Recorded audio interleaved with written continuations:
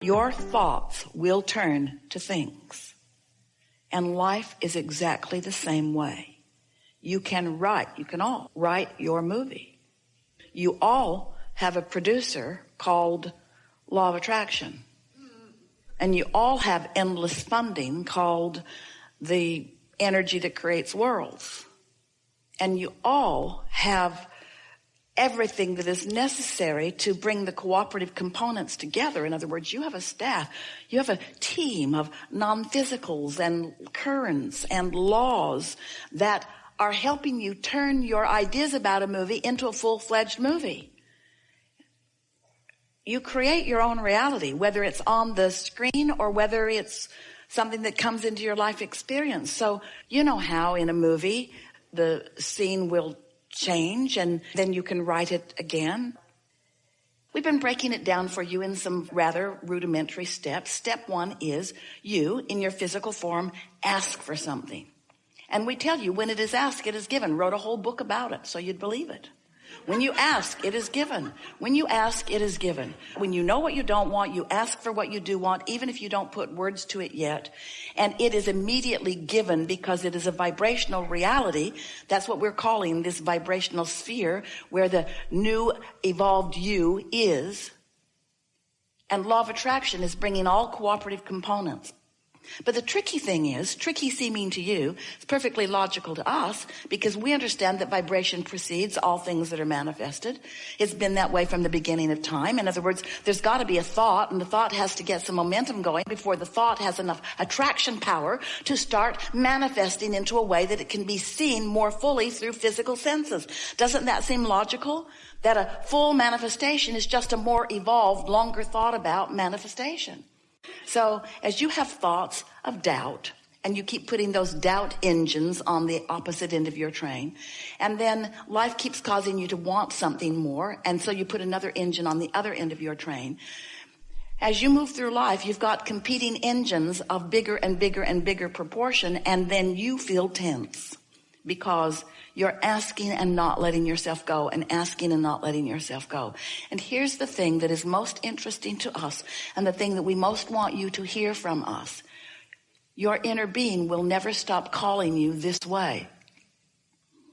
Now, if your inner being would stop calling you this way, you'd feel better since you got opposing engines going the other way. Because then at least there wouldn't be tension. You'd just go in the opposing direction of what you really mean, but it wouldn't be tense. But your inner being will never stop calling you. Your inner being will never stop keeping its promise to you. That since your leading edge physical human experience has caused you, and in fact the entire universe, to expand, your inner being will never stop calling you forward into that expansion. And so that brings us to step 3. Step 1 is you ask. Step 2 is source answers and continues to call you and answer you. Step 3 is you got to find some way to stop putting engines on the other end of that train. You got to find some way to get into the receiving mode or the allowing mode so that you allow yourself to be the receiver of what you're asking for. So it's nice, and we know you often appreciate witnessing good things coming to others. There's nothing more thrilling than to love someone and watch them thrive. But sometimes when someone else is thriving and you are not, then you make up things that are not true about why. You try to explain that they're thriving because they have better advantages. They're thriving because they were born into it, or they were thriving because they had this education or this advantage, or. And every time you do that, you're really talking about your disadvantage. And when you keep active in your vibration, your own disadvantage, when you are rationalizing or justifying or defending yourself, you're stacking up those engines of resistance, and you are limiting your own ability to move. But here's the thing. You've already asked, and it's already been given, and you're already being called. And so every time you do that, the tension is greater within you, which causes you to feel greater anger or greater depression or greater feeling that you are being left out in some way. And we want you to know you are never being left out. As you look across the board in the world in which you live, on subject after subject as it relates to you or maybe to others, you might notice that things are not even. Different people are living different experiences. And certainly it isn't even, but it is always fair, because it is always law of attraction responding to the vibrational output of whatever's going on. So rather than arguing in a limiting way that it's just not fair that you're not getting something and somebody else is, stop, if you can, looking at the manifestation and begin to evaluate just for a little while what you're doing vibrationally. Because what you will begin to notice is that those that are thriving on whatever subject of desire it is that you are witnessing are thriving because their mood or their attitude or their opinion about it is something that is working for them. You cannot work against yourself, even by noticing what is, if what is isn't what you want to be, without limiting yourself. And that slowdown doesn't feel good to you. Doesn't feel good to you because of the energy drain of contradicted energy. It doesn't feel good because of the lack of clarity that you are providing for yourself, the clarity that you are not allowing yourself to experience.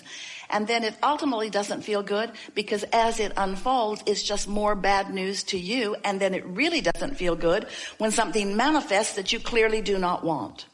And we are just saying, you have more control of your experience than maybe you have realized, and that's why we like to visit with you. So what happened to you is you were born into an environment where in most cases you could see and hear and smell and taste and touch things around you because you were born with translators of vibration. Your eyes translate vibration so that you can see. So you are a translating of energy genius, and you say, oh, here's reality. Well, that's a wonderful thing that you can become immersed in reality. But the thing about you being immersed in reality is that it makes you sometimes only want to be immersed in the already manifested reality. So you get all motivated and activated and enamored with the what is, the what I can already see and hear and smell and taste and touch. And the problem with that is if you're only offering your vibration about what you're observing, then you can only create more of what you are already observing. If you want something different than what is, you've got to offer a vibration that's different than what is.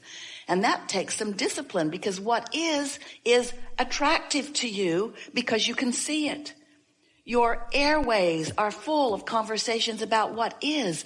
Even though your environment wants so much that is so different from what is, you keep beating the drum of what is, and so you keep recreating what is. It's like a regurgitation process that's happening in immense proportion right now around you. You can't get something different if you're just talking about what is. So, we know. We're talking about vibration. That's just annoying in the beginning, isn't it?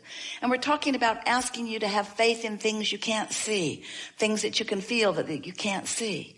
But when you do, when you begin to accept that law of attraction is real and that your guidance system is real also, when you accept that and you start really taking note of how you feel and you make some attempt at thinking more and more thoughts that feel better and better to you, so you are offering less and less resistance, then you begin to get movement.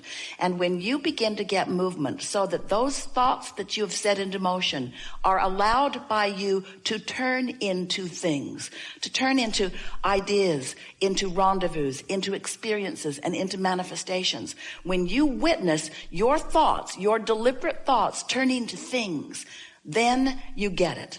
Then you accept not only the laws of the universe as they are, in their pure and equal opportunity state, but you also begin to trust in your own ability to create your own reality.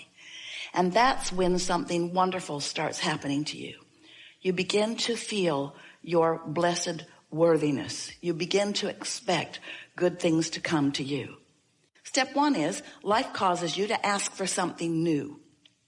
And step two is, in this vibrational reality where you have shot your rocket, your inner being has become immediately a full vibrational responder and now emitter of a signal of that new request. Whether it's a relationship that's improved, or whether it's a relationship that is new altogether, or whether it's an enterprise or a material object or a pile of money, it doesn't matter what it is that you are asking for. Clarity rather than confusion, happiness rather than unhappiness, it doesn't matter. Once you've launched the rocket, your inner being is there. And we want you to know that there where your inner being is really current time. It's current tense. And what's manifested in your experience is old news, because it took some time for everything that you are living to turn from thoughts to things. So by the time you're looking at it, it's old news. It's like watching a replay of a ball game.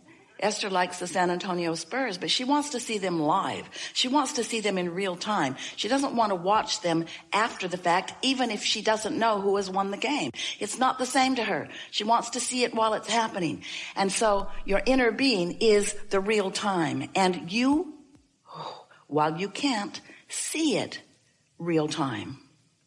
And that's what bothers you. That's why you look at the old news, because you can at least see it. You can sense it. You can sense it. You can feel it.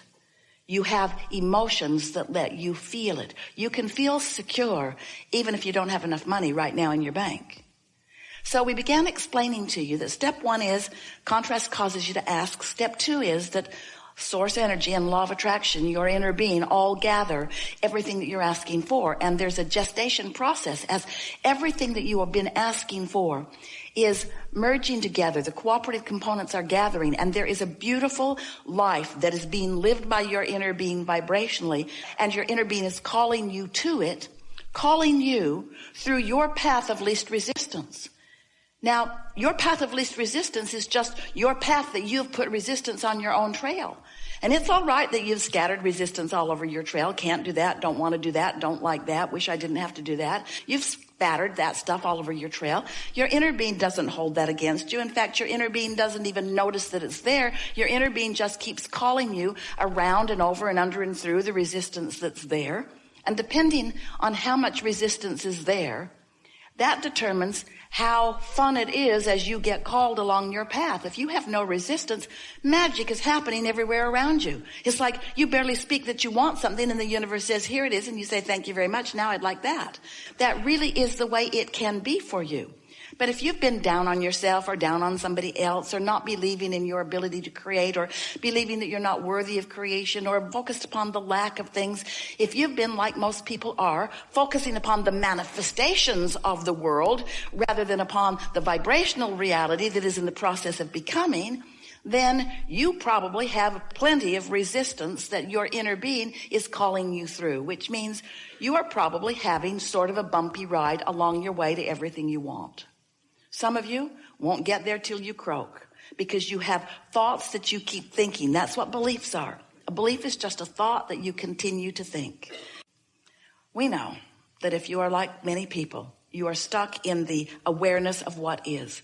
And it makes everything we're saying here not only feel irrelevant to you, it makes you feel irritated by it. That's sort of the way the movie makers keep you engaged, is they give you a problem to which they help you find a solution, and then you feel better.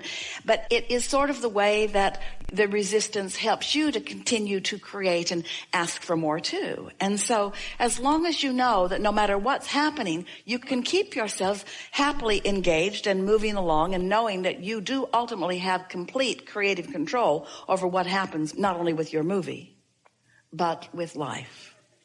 You always have that guiding light to feel your way into alignment with. Your vortex can always be felt by you, unless you're too far gone in the opposite direction for now.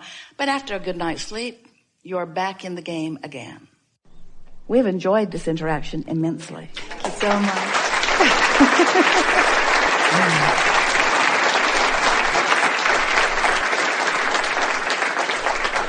It is delicious to come together with those like you, who are out here on the leading edge, who are savoring the simplicity of your core grid.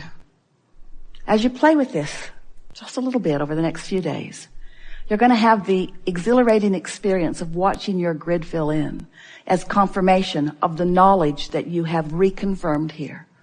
We haven't told you anything today that you didn't know the day you were born, but we have reminded you of some things that you have forgotten. So be playful about it. And most of all, don't worry.